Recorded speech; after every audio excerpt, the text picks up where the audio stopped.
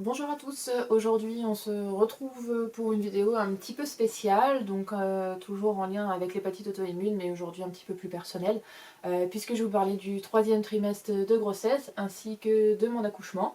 Donc je voulais vous prévenir que cette vidéo risque d'être un petit peu compliquée pour moi, puisque je suis assez sensible, et qu'il y a de grandes chances que je me mette à pleurer par certains moments, parce que bon, un accouchement c'est quand même quelque chose d'assez... d'assez particulier, hein, puisqu'on rencontre son petit bébé, donc voilà, pour moi ça reste encore tout plein d'émotions. Alors on en était resté, je vous avais parlé de ma grossesse, du premier et du deuxième trimestre. Là le troisième trimestre s'est très bien passé, hein, comme le deuxième, j'ai pas eu de soucis particuliers, tout allait bien, bon, à part les petits soucis de grossesse qu'on a vers la fin, où on se sent lourde, voilà, un peu comme, comme une baleine. Bon, pour la petite anecdote, quand je voulais sortir de mon lit, il fallait que je demande à mon chéri qu'il me pousse parce que j'arrivais pas, j'arrivais pas à sortir toute seule. Donc le trimestre se passait bien, il a un peu été écourté, je vais vous expliquer tout de suite pourquoi. En fait, tout allait bien, sauf à une journée, je trouvais que je sentais pas bébé bouger comme d'habitude. En fait, j'avais quasiment pas senti bouger de la journée, et là il était déjà 17h. On avait reçu mes beaux-parents et l'oncle et la tante de mon chéri à la maison, et puis enfin, une fois qu'ils étaient partis, je lui ai dit écoute, c'est bizarre, je le sens plus bouger. J'avais essayé de prendre des trucs sucrés qui faisaient bouger après, mais là ça faisait rien, j'arrivais pas à le sentir, donc je lui ai demandé qu'il parle au bébé pour que il bouge. Il a donné juste un seul coup et après on le sentait plus, j'ai décidé d'appeler la maternité. Et donc ils nous ont conseillé de venir pour faire un monitoring. Donc on a fait un monitoring et là ils me posent tout l'attirail et là on entend le cœur du bébé. Donc ça a été un vrai soulagement juste d'entendre des petits poum poum là. Ça nous a vraiment fait du bien. Et suite à ça, donc on a eu un gynécologue qui est venu et qui commence à faire une échographie et là qui dit ouh, c'est la piscine là-dedans. Alors on dit ouais, ok. Et au final, il vérifiait, le bébé allait bien, qu'il n'y avait rien de particulier, le monito était bon. Donc ils nous ont dit, on vous laisse repartir, mais rendez-vous dans 48 heures, parce que c'était la procédure. Euh, donc on a pris rendez-vous c'était le samedi, donc le lundi matin. Rendez-vous à 11h le lundi matin, donc moi je travaillais pas, donc mon chéri était au travail, donc j'y vais toute seule. Parce que je me suis dit de toute façon ils vont faire un monitoring. En plus, après le monito, en rentrant à la maison, bébé s'est mis à gigoter dans tous les sens. Alors on s'est dit qu'il se moque un petit peu de nous. Le lundi matin, j'arrive à la maternité donc pour refaire un monitoring. Donc ils me refont un monito. Donc là encore, on entend le cœur du bébé, il gigote un petit peu. Mais de toute façon, sur la fin, c'est vrai que je le sentais beaucoup moins bouger. Alors je sais pas si c'est parce qu'il avait moins de place ou si, ils me l'ont dit par la suite, que j'avais beaucoup de liquide amniotique. Et donc c'est pour ça que le gentil gynécologue m'a dit que c'était la piscine. Euh, le monitoring se passe. Un autre gynécologue, donc pas le même que celui du week-end, revient faire une échographie. Et suite à cette échographie-là, il me dit, bon, c'était un interne, hein, donc il dit, je vais faire le point avec la gynécologue, je reviens. Il me dit, bon, ok. Donc je rappelle que j'étais toute seule, hein. Et donc là, il revient, accompagné de la gynécologue, et ils me disent bon, vous avez beaucoup de liquide amniotique, votre bébé, il n'est pas très actif, plus votre hépatite auto-immune, on voudrait faire un déclenchement. Moi, je leur dis tout de suite oui, ok, parce que bon, je commençais à en avoir un petit peu marre de cette grossesse, parce que bon, c'est toujours sur la fin, c'est toujours comme ça sur la fin. Là, j'étais à 37 semaines. Bébé n'était plus prématuré, il n'y avait pas de souci particulier à ce qu'il sorte maintenant.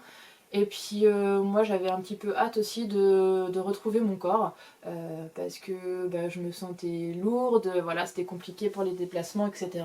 Donc j'étais plutôt pour ce déclenchement. Et donc, Ils m'ont posé un tampon parce que du coup mon col était complètement fermé, tonique, voilà, bébé t'es pas prêt de sortir tout de suite. Donc ils m'ont posé un tampon, donc un petit...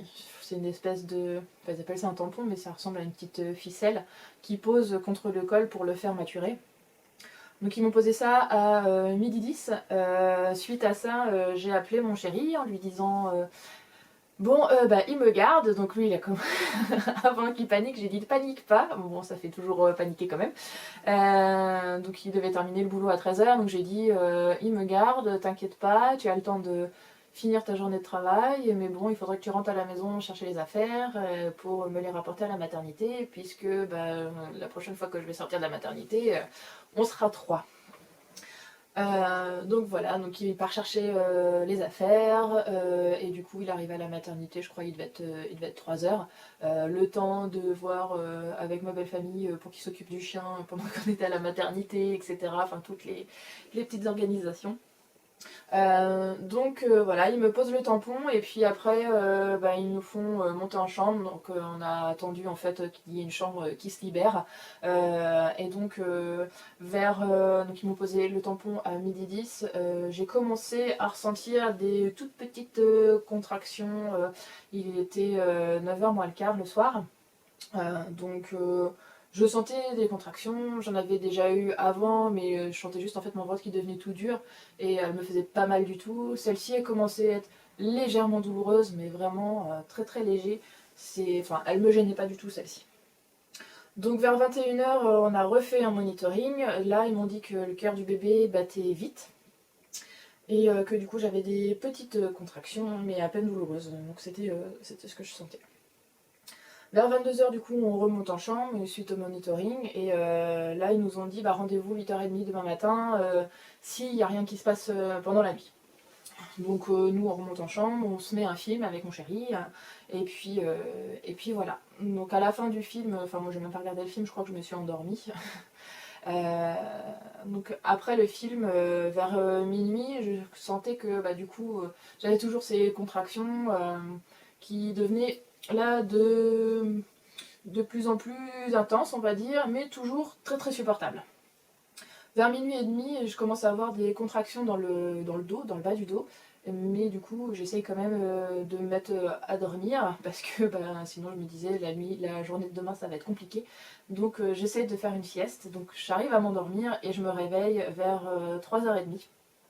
Et là me vient l'idée d'installer une petite application pour voir au niveau des contractions qu'est-ce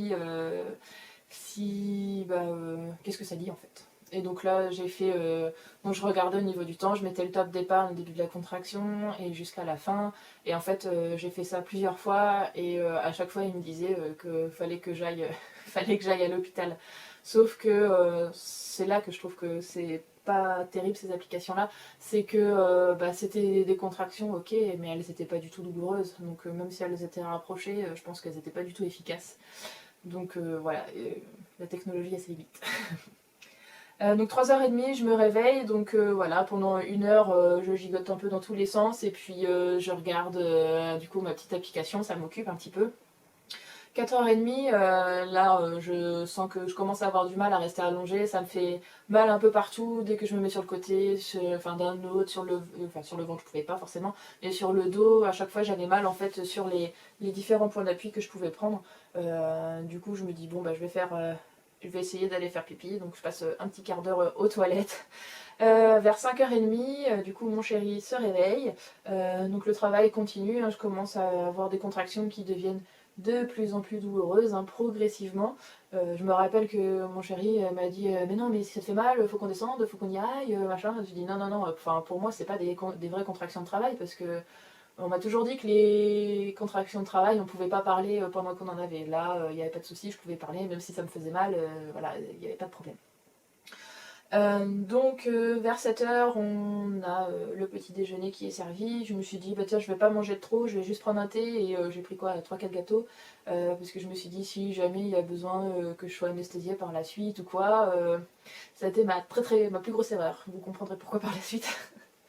Donc voilà, on fait le petit déjeuner, 8h moins le quart, je prends une douche chaude tout en me disant après je vais pouvoir prendre un bain, etc.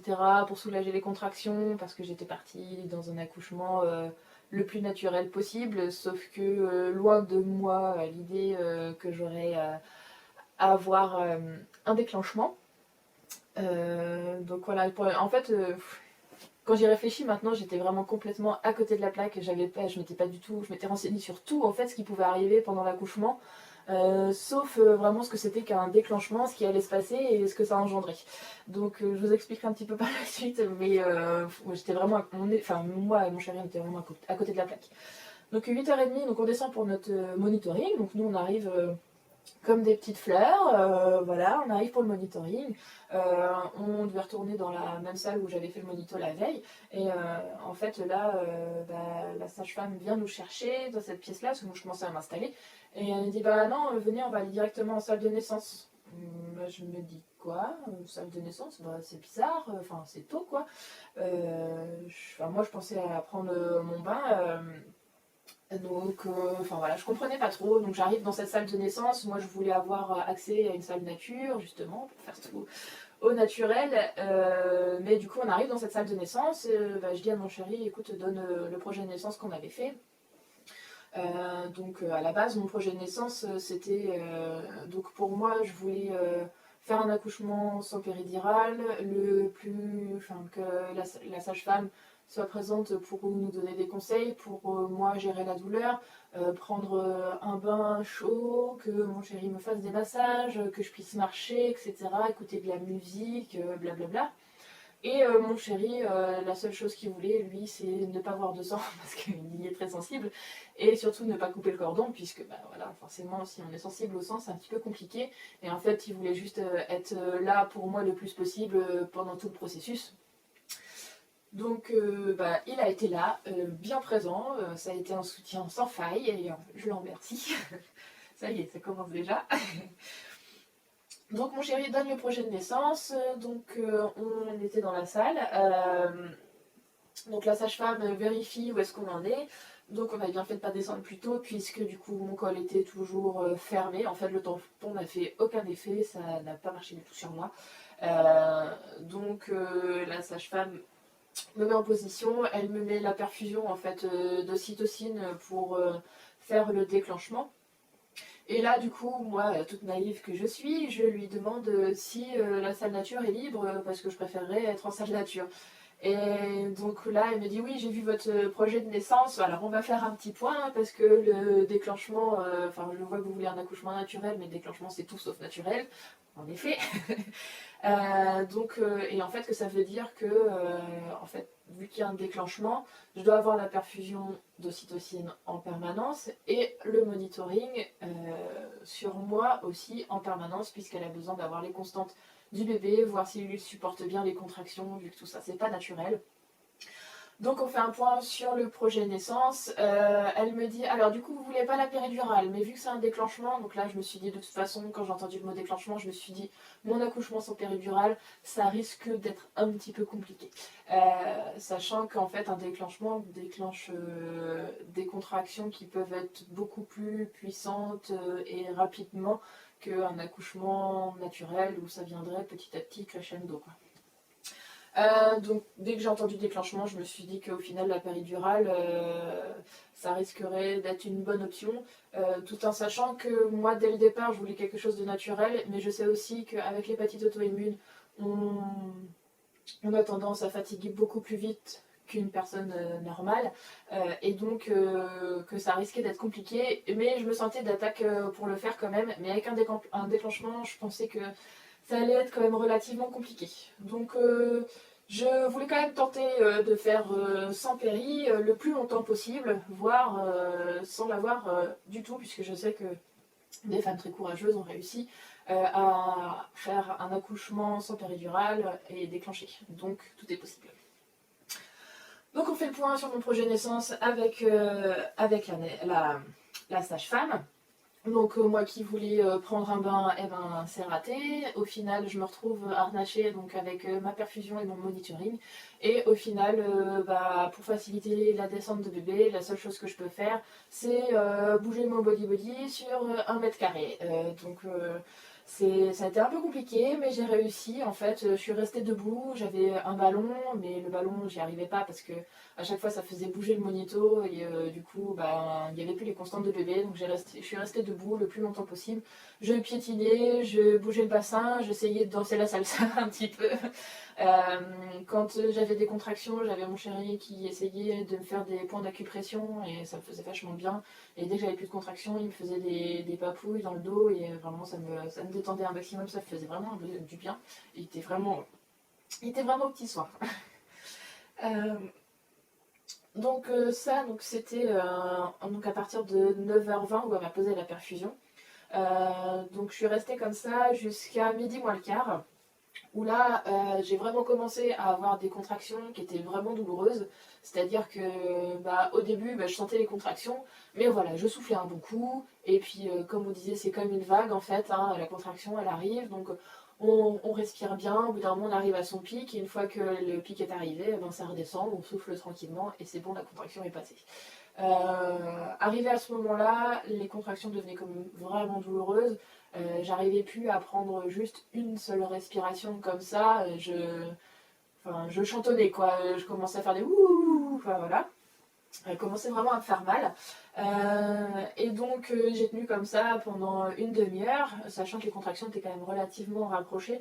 Et je me rappelle que en gros, entre le moment où en fait la sage-femme a posé la perfusion d'ocytocine et vers les midis, elle revenait régulièrement nous voir en me disant alors qu'est-ce qu'on fait. Je la revois encore poser ses coudes et dire alors qu'est-ce qu'on fait. En gros, elle me demandait si je voulais la péridurale ou pas. Et à chaque fois, je la renvoyais, à chaque fois, je lui disais non, c'est bon, j'ai pas assez mal, non, c'est bon, ça va être pour plus tard.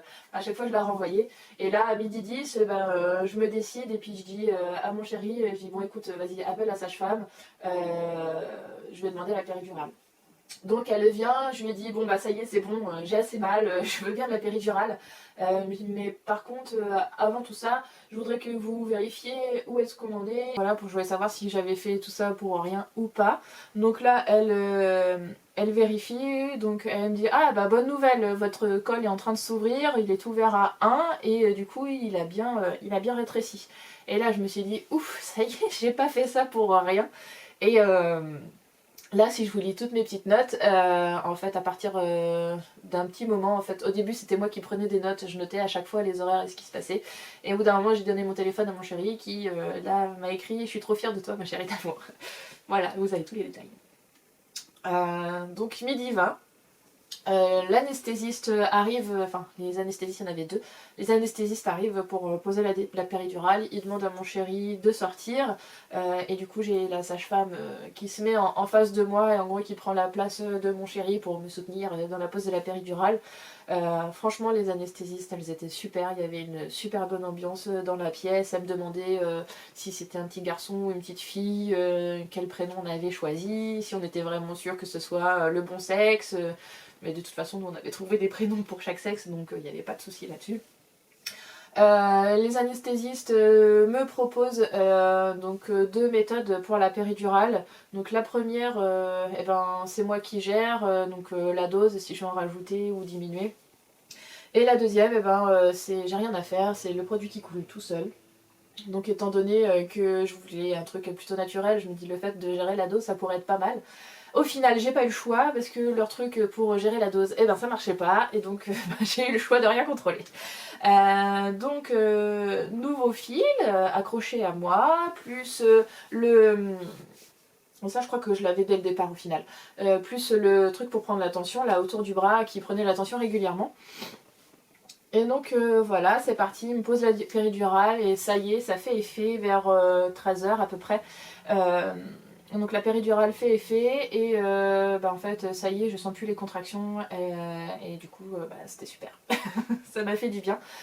Juste après ça, en fait, la sage-femme est revenue pour me percer la poche des os et là, du coup, mon col qui était à 1 est passé à 3 d'un seul coup.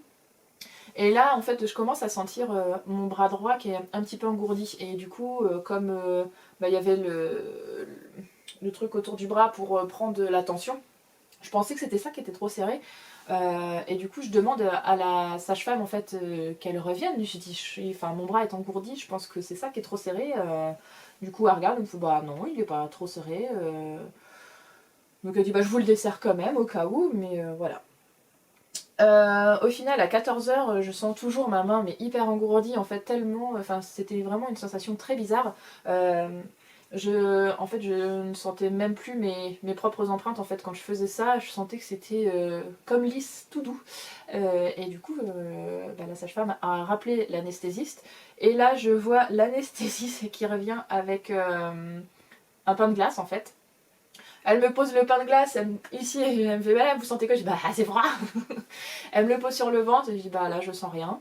Elle me le met ici, et je lui dis ah bah là c'est froid. Et là elle me le met sur le bras, et là en fait je sentais rien. Et en fait elle m'a expliqué que la péridurale avait été bien posée puisqu'elle était efficace, mais que en gros le produit d'anesthésie était en train de remonter.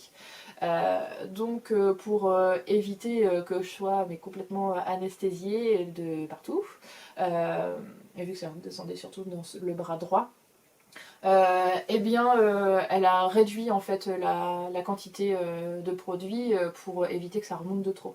Et donc suite à ça on avait encore prévu que, parce que je voulais accoucher soit sur le côté soit à quatre pattes, donc à quatre pattes avec la péridurale c'était pas possible, mais sur le côté c'était encore possible. Sauf que là, malheureusement, suite à ça, elle me dit non, là vous restez sur le dos et vous bougez plus, quoi, parce que sinon le produit peut revenir, enfin peut remonter et du coup là vous serez totalement anesthésié et ça sera pas bon. Je dis bon bah ok, hein, c'est à ce moment-là, j'ai regardé mon chéri et j'ai dit bah écoute, je crois que la vie, elle a pris mon projet de naissance, elle a fait ça, hop, et ça. Voilà, enfin faut savoir que tout le long de pendant tout le long, je pense que je suis restée joyeuse. Enfin voilà, après de toute façon, je savais que j'y allais pour souffrir. Je savais qu'au final, il n'y avait pas de raison que ça se passe mal et je préférais prendre tout avec le sourire et en gardant un beau souvenir. Et donc là arrive 16h et du coup je sens plus trop les effets de la péridurale. Donc la sage-femme me met une seconde dose en fait en seringue. 4h15, je sens, je me rappelle avoir mon chéri juste à côté de moi et je sens en fait que ça pousse, mais vraiment dans le bassin, je sens que ça pousse vraiment comme une envie de faire caca quoi. Et là, je me souviens de voir mon chéri et je lui dis mais non mais là, appelle la sage-femme, ça va pas du tout, ça va pas sortir par le bon trou là. Mais il va pas sortir par le bon trou. Et donc la sage-femme arrive et je lui dis non mais là ça va pas là, il sort pas par le bon trou. Je commençais à paniquer. Et là en fait la sage-femme m'a rassurée en me disant que non mais c'était normal, c'était bébé qui descendait dans le bassin et qu'en gros elle allait se préparer parce que il allait bientôt arriver quoi. Donc elle me dit de bien en gros laisser bébé descendre dans le bassin et que si ça me donnait l'impression que j'allais faire caca, c'est parce que tout ça c'est dans la même zone et que ça a appuyé sur le côlon et que forcément ça faisait des sensations que je connaissais un petit peu de ce côté-là. Donc elle m'a dit de le laisser, d'accompagner bébé, mais de surtout pas me tendre, me contracter, parce que sinon ça pouvait reculer l'arrivée de bébé, ça pouvait entraîner des complications. Donc je décide de me détendre, de bien souffler tranquillement, et donc elle venait juste de mettre une nouvelle dose de péridurale, et donc j'ai laissé le temps en fait à la péridurale de faire son effet. En attendant que bébé arrive. Et là en fait à ce moment là je me rappelle que c'était hyper dur parce que c'était difficile à contrôler en fait, le fait d'avoir l'impression de se faire dessus, que j'allais me faire dessus et de rien pouvoir faire, c'était vraiment très très bizarre. Et là en fait mon chéri il m'a pris la main et puis il m'a rien dit, il m'a rien dit, juste on se regardait dans les yeux, ça m'a donné une de ses forces. Comme quoi un accouchement, faut vraiment le vivre avec son partenaire, je pense que c'est vraiment très important. Et donc là, à 17h, ça y est, on appelle la sage-femme parce que là, je me dis là ça y est, c'est bon, il va sortir, il est bien descendu. Donc là, tout le monde se met en position, c'est le branle-bas de combat. Donc j'ai accouché en position gynécologique. Et donc là, donc à partir de 17h, on attendait chaque contraction. À chaque contraction, j'arrivais à pousser 3 fois. Sauf une fois où j'ai cru que j'avais une contraction et en fait pas du tout. Donc les sages-femmes m'ont regardé, qu'est-ce qui se passe? Parce que dès le départ, elles m'ont dit que je poussais très bien. J'ai dit mais non, mais je croyais que j'avais une contraction, en fait je l'avais pas. Ah d'accord. Et donc on est reparti. Et donc là j'ai poussé pendant en gros 10 minutes et à 17h10, bébé a pointé le bout de son nez. Et donc la sage-femme me l'a posé sur le ventre et elle a dit monsieur vous voulez couper? Ah non monsieur il veut pas couper le cordon. En fait à ce moment là en plus il a tourné la tête, il a regardé le cordon et non. Moi j'ai dit moi je veux. Donc moi j'ai coupé le cordon. Et donc bébé était sur moi, il chouinait, il essayait de tétouiller. 10 minutes plus tard, du coup, il y a le placenta qui est sorti tout seul. Et donc la sage-femme me dit vous avez 3 petites déchirures, donc une en externe et 2 en interne. Et à chacune, elle m'a fait un petit point de suture. Donc les sages-femmes font les premiers soins de bébé, j'ai mon chéri qui les accompagne. Et après, on s'installe pour la tétée d'accueil puisque je souhaitais allaiter. Donc on a mis bébé au sein, il a été... On voyait qu'il cherchait à téter, au début il n'y arrivait pas, il commençait à s'énerver, mais il essayait de persévérer et au final il a réussi à téter 15 minutes sur chaque sein, donc ça a été plutôt bien réussi. Donc j'ai mon chéri qui a mis la première tenue à son bébé, et après arrive le moment de monter en chambre, donc en repartant, c'est une autre sage-femme en fait, qui me raccompagnait, donc moi j'étais en fauteuil roulant et puis mon chéri poussait le petit chariot avec bébé à l'intérieur et entre deux en fait on est passé à côté de la sage-femme qui était là du début jusqu'à la fin, donc elle a passé toute la journée avec moi et là je l'ai vraiment remerciée parce que franchement elle a été adorable et j'ai remercié pour tout ce qu'elle avait fait pour nous pour toute la journée et à chaque fois elle m'a dit non mais me remerciez pas, vous avez été parfaite, vous avez formé une superbe équipe, enfin voilà. Elle était géniale. Je me rappelle juste qu'elle s'appelle Corinne. Voilà, donc merci Corinne. Si jamais elle me voit. Et donc une fois arrivée en chambre, donc la sage-femme qui m'avait raccompagnée me dit qu'il faut que j'aille faire pipi. Donc elle me demande si j'ai la tête qui tourne. Je lui dis non. Donc je vais directement aux toilettes, mais du coup j'arrivais pas à faire pipi puisque justement j'avais tout simplement pas envie. Et là elle vient et me dit attendez je vais tirer de l'eau pour vous aider. Et là, blackout. En fait, ils m'ont raconté par la suite qu'en gros, la sage-femme est arrivée dans la pièce pour tirer de l'eau et en fait, elle a juste eu le temps de me rattraper puisque je suis tombée dans les pommes. Je suis du coup tombée des toilettes, donc elle a réussi à me choper au vol et a appelé mon chéri. Du coup, ils m'ont récupérée par terre, donc là, je me suis réveillée. Je me suis dit, oh, qu'est-ce qui se passe? Et là, tout le monde, ça va? Oui, oui, ça va. Et donc là ils essayent de me relever, donc je pense que ça a été une erreur puisque là le fait de me relever, pouf, je suis retombée dans les pommes. Et là en fait on a réagi en se disant en fait que j'avais pas mangé de la journée. Donc c'est pour ça que c'était une erreur de prendre juste un thé et quelques petits gâteaux le matin. Parce que en fait vu que j'avais pas mangé de la journée, en fait j'étais en train de faire une hypoglycémie. Et donc là mon chéri est allé chercher le jus de raisin, les chouquettes qu'il avait rapporté, les gâteaux, tout ça. Donc j'étais mi-allongée, mi-assise en train de manger tout ça avant de pouvoir me relever. Et donc suite à ça, eh bien j'ai pu passer mon séjour à la maternité tranquillement. Il n'y a pas eu de soucis particuliers. J'ai pu mettre en place mon allaitement, donc j'ai eu ma montée de lait au bout de 4 jours. Et par la suite, eh ben, tout s'est très bien passé. On a pu rentrer à la maison au bout d'une petite semaine avec bébé. Voilà, et ben au final ça va, je suis fière de moi parce que j'ai pas trop pleuré non plus, même si j'ai eu les larmes qui sont montées assez facilement. N'hésitez pas à me poser des questions en commentaire si vous en posez.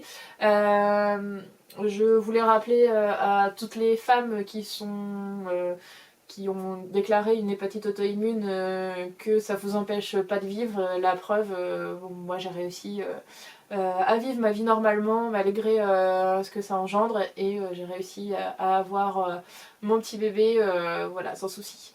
Je vous ferai une vidéo prochainement sur le postpartum. Aujourd'hui je voulais vraiment le centrer sur l'accouchement et puis je pense que la vidéo elle est quand même déjà assez longue. Donc je vous referai une vidéo un peu plus tard sur le postpartum et d'ici là prenez grand soin de vous et malgré tout vous savez que tout est possible. Allez, salut!